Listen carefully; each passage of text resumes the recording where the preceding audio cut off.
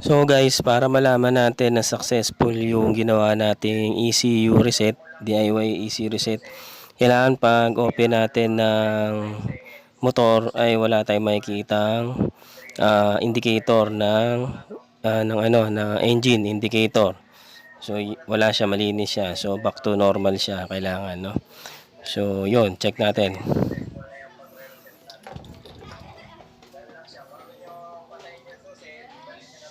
So okay, open na natin guys. Sana maging successful. What?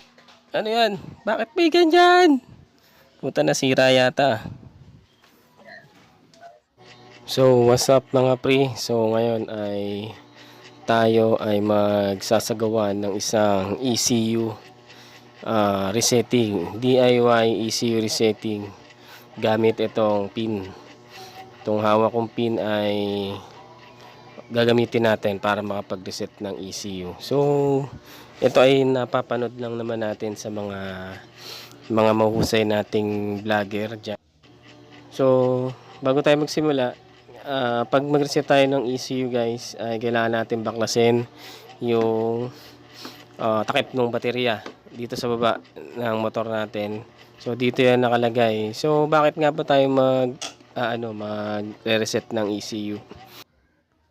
So bigyan ko na lang din kayo ng idea, syempre, para din sa akin na hindi naman ganun ka-professional pagdating sa mga ganitong bagay.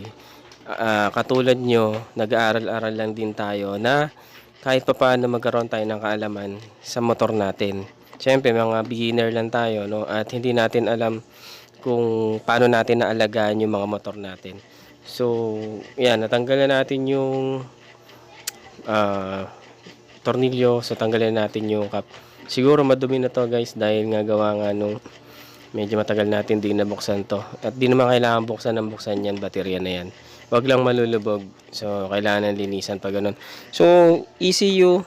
So, ito yung electronic control unit, di ba? So, ito kung yung makina natin, guys, ito yung pinaka puso, no, yung makina natin. Ito yung utak nung mismong motor natin is yung ECU. So, yung ECU, ano ba yung kinalaman niyan sa mga motor natin, guys? So, mamaya explain ko sa inyo. So, ito yung red na yan, may takip pa yan guys. So linisin lang muna natin, gawa nga ng madumi. Ayan. So kaya ako mag reset ng ECU kasi i-refresh natin yung utak niya. Kasi dahil gawa nga nung marami na tayong pinalitan sa click natin, nagpalit na tayo ng center spring, bola, CVT, pulley set, clutch spring, air filter. So marami na nabago sa takbo nung motor natin. Kaya kailangan natin ibalik sa dati o ma-refresh sa dati yung nalalaman niya o yung memory niya. Kasi yung memory niya guys nakaset sa default. Yung default na yun yung stock na takbo o mismong stock nung nalalaman niya doon sa motor. Ibig sabihin, yung mga nakalagay dyan, yung bola natin, lahat CVT hindi pa nagagalaw. So, yung fuel mixture, air mixture niya, same. Yung gas. So, same pa rin. So, kahit nagpapalit na tayo ng kung ano-ano, bumibilis yung takbo natin, nawawala na siya. Hindi niya na maintindihan o nagugulo na yung memory niya. So, ngayon, pagka limbawa na-reset natin yung ECU, babalik siya sa default at babasahin niya naman yung kung anong meron ngayon na setup mo sa click mo. Ganun siya. So kaya natin siya i-reset. Diba?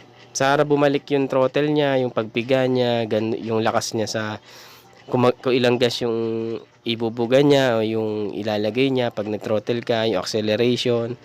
Yun. So i-calibrate niya ulit lahat ng sensor na nandito sa click natin. So yun, hindi naman tayo ganun ka-professional pero yun yung mga nalaman natin sa motor natin sa pag research din natin guys. So ngayon umpisa natin yung pag reset. So pag ni-reset natin ECU guys,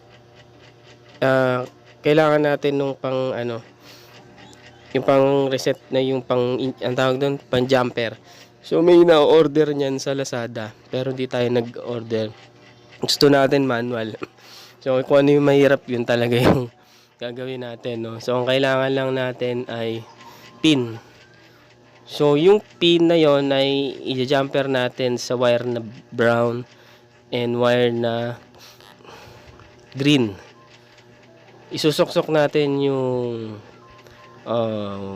pin o paper clip dun sa dito sa sa wire na green, no? So ito yung cap, tatanggalin natin yan. So pag natanggal, mahirap kasi matanggal yan, guys, eh. Pag natanggal yan, simulan natin. So tanggal na natin yung cap. So ayan yan. So i-check niyo muna yung no, dahan-dahan lang yung paghugot, guys, kasi baka masobrahan kayo ng hatak, yung mga wire mahugot. So delikado din, kailangan dahan-dahan lang. So after natin mag-reset ng ECU, papakita ko sa inyo kung ano yung nabago sa kanya, kung ano yung possible na maging performance niya after mag-reset ng ECU. So ready lang natin yung pin. So tulad ng sinabi ko kanina, guys, brown at saka green yung i-jumper nyo. So paano nyo siya, sasalpakan nyo siya ng wire o yung pin. Kailangan lang medyo maliit na pin para magkasya dun sa butas. Kasi pag di siya kasya, hindi siya papasok. So kailangan yung shoot. Tsaka ingatan nyo, guys, na sobrang laki yung ipasok nyo at pilitin kasi baka mamaya masira siya. So pagka nakapasok na ganyan, naka-shoot na, no, pag binuksan nyo yung motor, kailangan lalabas dyan yung engine. Ito yung yung dilaw na ganun. So that lalabas. So dahil hindi siya lumabas, guys, ibig sabihin hindi successful yung pagkabit natin ng pin o paggawa natin ng pin, kasi nga improvise lang yung ginamit natin, eh. So hindi pa yun yung 100% na pagsalpak mo magagawa na agad. Kaya mas advisable kung bibili kayo ng pan jumper na binibili sa Lazada o sa online. So ulitin natin, guys. So pagka na-jump natin siya at umokay, i-check natin ulit. Pag binuksan natin siya ay lilitaw yung engine. So ayan, lumitaw yung engine na logo. So kailangan lumitaw yan. So pagka ang nangyari, naka-steady yan, kailangan naka-steady yan pag nag-reset kayo. Kasi pag nagbi-blink yan, hindi kayo pwedeng mag-reset kasi may mga error siya na de-detect. May mga error. So ibig sabihin, hindi ka pwede mag-reset ng ECU. So yun ang turo, yun ang turo na sa online na nakikita natin.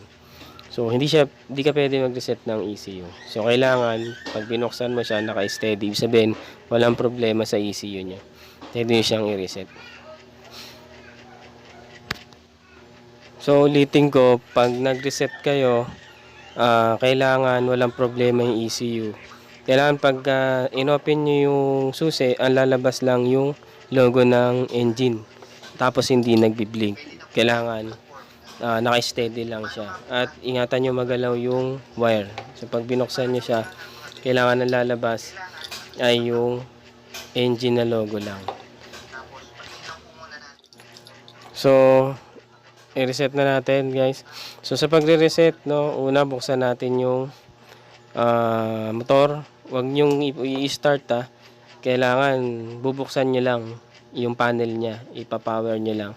Tapos bago nyo siya buksan, ito-throttle nyo yung gas. Igagas nyo siya ng full. Naka-full siya, igagas nyo siya ng mga nasa 5 seconds. Kailangan naka-blink siya bago nyo bitawan. So halimbawa, naka-throttle na siya, naka-full. Pag binuksan nyo yung panel, magbiblink yon ng 5 seconds. 1, 2, 3, 4, 5. Tsaka nyo lang bibitawan yung silinyador. So, gano'n na. So, pagbukas nung makina, pagbukas nung panel, lalabas yung engine. Tsaka natin ipa 5 seconds. Ayan. So, open. Magbiblink siya ng 5 seconds. 1, 2, 3, 4, 5. Bitaw. So, pag binitawan natin yan, guys, magbiblink yan ng isa. Yan, pa isa-isa na blink. Ganyan. So, pag nag-blink yan, ibig sabihin successful yung reset ng ECU. Okay na. Ganun lang, guys. Tapos, pagtapos nyan, tsaka nyo lang hugutin. Patayin nyo na. Patayin nyo na siya. Tapos, hugutin nyo na yung pinaka-pin. So, pagka inugot nyo yung pin, kailangan hindi lalabas yung engine na indicator dun sa panel. Sure na okay na siya. So, pagka tinry natin hugutin, tapos wala na lumabas na engine na indicator, ibig sabihin okay na yun.